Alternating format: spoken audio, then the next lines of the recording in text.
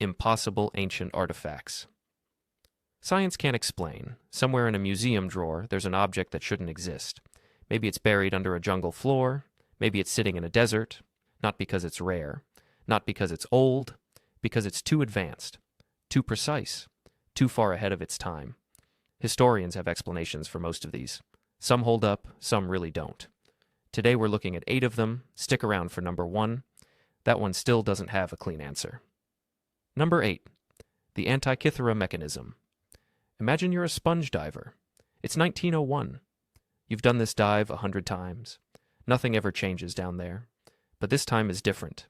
The ocean is about to hand you something. Something it's been hiding for 2,000 years. In 1901, Greek sponge divers took shelter from a storm. It was near the island of Antikythera.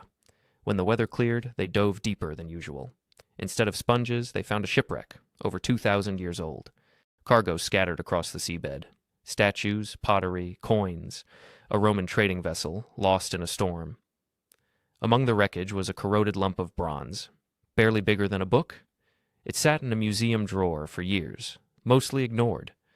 Nobody thought twice about that lump of metal. It looked like garbage. Scrap from a wreck. Nothing more. It almost stayed that way forever. Almost. Then researchers looked closer. X-ray imaging revealed something impossible. Dozens of precision-cut bronze gears, interlocking with real complexity. Nobody expected this. It had no place in the ancient world. A working machine, built 2,000 years too early. Historians were confident about one thing. Gearing this precise didn't exist yet. Not until medieval Europe, over 1,000 years later. But the device kept getting studied. It kept getting harder to dismiss. The mechanism could track the sun. It could track the moon. It could predict eclipses years ahead. It even tracked the moon's irregular orbit, using math historians didn't think Greece had. Sit with that for a second. Somebody in ancient Greece looked at the sky. They decided to build a machine that could predict it, not guess it, predict it, years in advance. Think about what kind of mind does that. Think about what else that mind built. To be fair, no second one has ever been found. No prototype, no cruder early version. It appears once fully formed, then it disappears from history for over 1,000 years. Some researchers believe it came from a lost school of engineering, one whose other work didn't survive underwater. That's possible, but it's still a guess. Picture that lost school for a second. Workshops full of devices like this one, teachers passing down techniques, students building on top of them, all of it gone, swallowed by time, fire, or the sea, leaving only this one survivor to prove it ever existed at all. That's the part that should bother you. Not that we found something unexplained. That's happened before. It's that we only found it by accident. A storm, a diver, a bit of luck. So ask yourself, what else is still down there, waiting for the next storm to force someone to look? Number 7. The Baghdad Battery.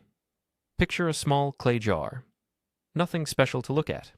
The kind of thing you'd walk right past. Now picture this. That jar might have made electricity 2,000 years before anyone thought that was possible. In 1938, a German archaeologist named Wilhelm Koenig was cataloging objects. He was working at the National Museum of Iraq. One item stopped him. A small clay jar, about 5 inches tall. Inside it sat a copper cylinder. Inside that, an iron rod. All of it sealed with asphalt. Koenig recognized the layout immediately. It matched a simple galvanic cell, the kind of setup found in a basic battery. Stop and think about that. A jar built 2,000 years before Volta, before the modern battery. Sitting in a museum drawer, nobody looking twice, until one man noticed the shape. Too specific to be coincidence. Researchers later filled replicas with acidic liquid, vinegar, grape juice. The result produced a small electrical current, not a spark, not enough to power anything modern, but enough to plate metal or deliver a mild shock. Both practices known in the ancient world. Mainstream archaeologists pushed back hard. Some argued it was just a scroll container. The metal part's unrelated, they said. That's still the accepted explanation in most textbooks. But here's what that doesn't explain. Similar jars keep turning up.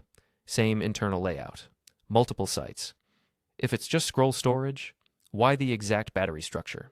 Every single time? Here's the honest part. No ancient text describes using it for electricity, no wiring, no light bulb, nothing proving what it powered, if anything. That gap is real. Serious researchers admit it openly, but that doesn't make the object less strange. It just means we don't fully understand it. Someone built something that behaves like a battery, whether or not they knew what a battery was. So what were they actually trying to build? Number 6, the Nazca Lines. Close your eyes for a second. Picture a drawing, so large you could never see it all, not standing next to it. Now picture that drawing sitting untouched, in a desert, for 2,000 years, waiting for someone to finally get high enough to see it. That's the Nazca Lines. In the 1920s, pilots flying over southern Peru noticed something strange. Enormous lines etched into the desert floor. Some formed geometric shapes, others formed animals, a hummingbird, a monkey, a spider, some stretching for miles in one unbroken line. The lines were made by the Nazca people, roughly between 500 BCE and 500 CE. They were made by clearing away reddish surface stones. That exposed the lighter ground underneath. Simple in technique, staggering in scale. Here's the part that should stop you. The Nazca had no aircraft, no confirmed hot air balloons, no tall structures nearby to view from, and yet the designs are precise, consistently proportioned, fully appreciated only from the sky. Archaeologists have proposed answers: elevated viewing platforms for one, ritual walking paths for another, paths that let people experience the shapes on the ground, one line at a time, never seeing them from above. Both ideas are reasonable. Neither is proven for certain. To be fair, some smaller lines are visible from nearby hills. That supports a ground-based explanation for part of the site. But the largest figures don't resolve properly from any elevation on foot. That part stays unresolved. Think about the discipline that takes. Planning a shape you'll never personally see finished. Trusting the proportions without checking from above. Committing to a design for a viewer not yet born. Maybe not even human. The lines survived for 2,000 years, mostly thanks to the region's climate, almost no wind, almost no rain, a geological accident that preserved a message. Nobody today can fully read it. Think about that kind of patience, drawing something so large it takes minutes just to walk one wing of it. No mistakes allowed once you start. No way to check your work from up close, just trust in a plan you can't see finished. So who exactly was that message for? Number 5. The Iron Pillar of Delhi. Sit with this before the facts. An object that refuses to do what iron always does. It doesn't rust. Not a little, not slowly, not at all. For over 1,600 years. Standing outside the whole time. Exposed to rain, heat, and humidity. In the Qutb complex in Delhi stands a solid iron pillar, over 23 feet tall, weighing more than 6 tons. It was forged around 400 CE. During the Gupta Empire, an inscription honors a king. It likely once held a statue. What makes it remarkable isn't the height, it's what's missing. No significant rust, no corrosion, no flaking. After 16 centuries in open air, in a climate with monsoon humidity, it looks almost untouched. Modern iron in that environment would corrode within decades. This pillar has outlasted entire empires, without losing its structural integrity. Metallurgists eventually found part of the answer. The iron has unusually high phosphorus, combined with low sulfur and manganese. That exact mix forms a thin protective layer, called Mesa white. It shields the metal from moisture. That's a real tested explanation. It's not a mystery in the sense of being unexplainable. But here's what stays uncomfortable. Replicating that effect today remains difficult, even with modern industrial methods. The ancient smiths did this without knowing the chemistry. Purely through trial, through tradition, through material choices passed down for generations. Think about what that means? No lab, no microscope, no way to see phosphorus, let alone measure it. Just generations of smiths noticing what lasted and quietly passing that knowledge down. That's not luck. That's an entire discipline, one we never wrote down anywhere. So the question isn't whether we understand it now, it's how they figured it out then. Without a single instrument we'd call science. Number 4, the Great Pyramid of Giza. Before the numbers, picture the labor. Not the mystery, just the labor. Stone blocks the size of small cars, moved without cranes, without trucks, without any machinery we'd recognize today. Now hold that image. Because the precision is the part that doesn't add up. The Great Pyramid was built around 2560 BCE for the pharaoh Khufu. It contains over 2 million stone blocks, some weighing up to 80 tons. It stood as the tallest structure on Earth for nearly 4,000 years. Here's what should stop you cold. The base is level to within 2 centimeters. Across a footprint the size of 10 football fields, its 4 sides aligned to true north. Accurate to a fraction of a degree, more precise than some modern buildings. Engineers today use satellites and lasers. Even they find that kind of accuracy demanding. Doing it with copper tools and ramps raises a real question. How was that precision maintained? Across a structure this large? Mainstream Egyptology has working theories, water channels to check level surfaces, star sightings to fix the directions, ramps, sledges, and huge coordinated labor forces. These aren't fringe ideas. Most Egyptologists accept some version of them. To be fair, none of this requires anything beyond known ancient technology. No lost civilizations needed. No unknown tools required. That's the mainstream position. And it's defensible. But defensible isn't the same as settled. No construction manual survives. Nothing explains exactly how the alignment was checked. Block by block. Across 20 years of building, we have the result. We're still filling in the process, so stand at that base. Think about what you're really looking at. A level of coordination we still can't fully replicate by hand. Number 3. The Piri Reis Map. Think about maps for a second. Not as decoration, as proof. A map only works if someone measured it. So when a map shows an unmeasured coastline, that's not small. That's the whole mystery. In 1929, researchers were cataloging the Topkapi Palace Library in Istanbul. They found an old map, drawn on gazelle skin, dated to 1513, created by Piri Reis, an Ottoman admiral. The map showed the west coast of Africa, the east coast of South America, and a southern coastline. Some researchers think it resembles Antarctica.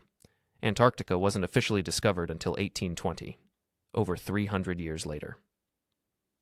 Piri Reis left his own notes on the map. He said he compiled it from older sources, some reportedly dating back to Alexander the Great.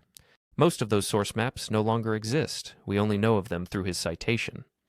Mainstream historians offer a grounded explanation. The southern coastline likely shows South America, curved and distorted by the map's projection method, not Antarctica at all.